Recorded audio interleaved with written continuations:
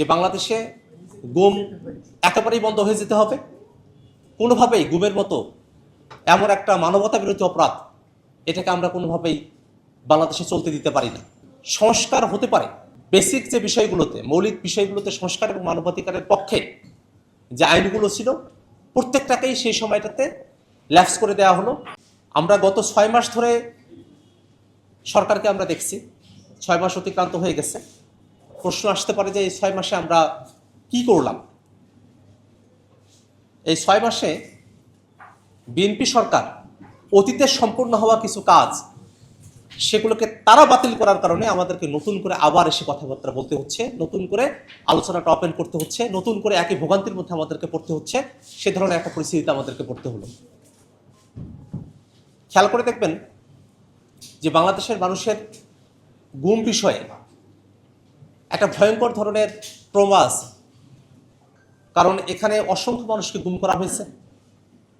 অসংখ্য মানুষ তারা যে গুম হয়ে গেছিলেন এসে সাক্ষ্য দিয়েছেন যে তাদেরকে আয়না করে বন্দি করে রাখা হয়েছিল।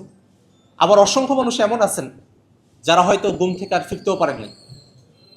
কিন্তু এই যে গুম হয়ে গেল, এই গুমের ঘটনাগুলোতে কোনোভাবেই গুমের ভিকটিম যে পরিবাররা আছে বা গুমের যারা ভিকটিম আছেন সরাসরি, তারা এখানে কোনো ন্যায় বিচার পান না। এই ধরনের একটা পরিস্থিতিতে আমরা দেখেছি অতীতে আওয়ামী লীগের সময়টাতে আমরা যারা আন্দোলন সংগ্রামের সাথে ছিলাম, আমরা সকলে মিলে তখন বলতাম যে বাংলাদেশে গুম একেবারেই বন্ধ হয়ে যেতে হবে। কোনোভাবেই গুমের মতো এমন একটা মানবতা বিরোধী অপরাধ, এটাকে আমরা কোনোভাবেই বাংলাদেশে চলতে দিতে পারি না। তো তেমন একটা লক্ষ্য নিয়েই কিন্তু অন্তর্বর্তীকালীন সরকার গুমের বিষয়ে আইনটা করেছিল। কিন্তু সে আইন থেকে ভালো একটা আইন করা হবে, মানবাধিকার কমিশনের যে আইন, তার থেকে একটা ভালো আইন করা হবে।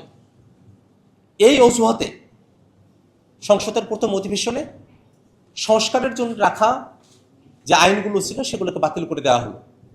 শুধুমাত্র মানবাধিকার কমিশনের আইনটা না, গুম কমিশনের আইনটা না, বরং বিচার বিভাগ সম্পর্কিত যে অধ্যাদেশগুলো ছিল সেগুলো।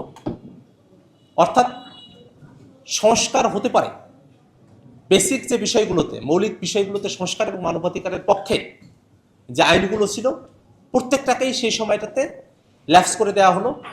যে 1 মাসের সময়সীমা থাকে, সেই সময়সীমার মধ্যে এটাকে আর সংসদে প্রেজেন্ট করে সেটাকে পাশ করানোর কোনো ব্যবস্থা করা হলো না।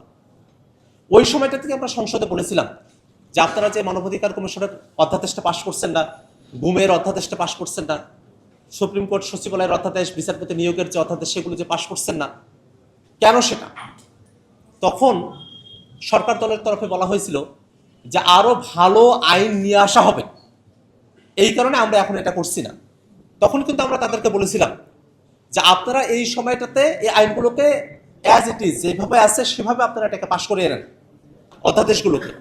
যদি পরবর্তীতে আপনাদের মনে হয় যে কোনো একটা জায়গায় সংশোধনী দরকার আরো বেটারমেন্টের জন্য, তখন আপনারা সংশোধনী নিয়ে এসে সেগুলোকে করিয়েন। কিন্তু তারা সেই যুক্তিটাও তারা শোনেননি, তারা সরাসরি সেগুলোকে বাতিল করে দিয়েছে।